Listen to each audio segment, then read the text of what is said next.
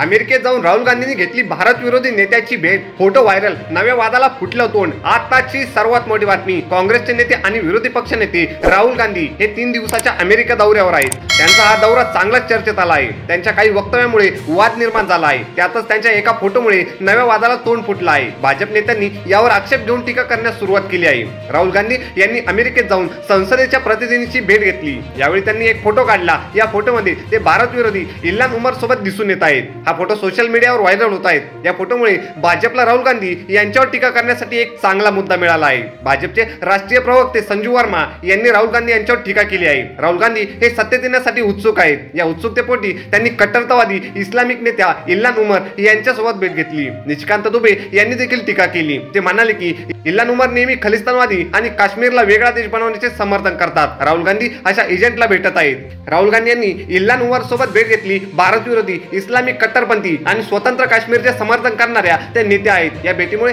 पाकिस्तानचे नेते देखील सतर्क होतील। काँग्रेस आता उघडपणे भारत विरोधात काम करत आहे, असं अमित मालविया म्हणाले। इल्हान उमर या अमेरिकेच्या संसदेच्या सदस्य आहेत। त्या अमेरिका काँग्रेसच्या डेमोक्रॅटिकच्या सदस्य आहेत। अमेरिकेचे खासदार बनणाऱ्या त्या पहिल्या आफ्रिकी शरणार्थी आहेत।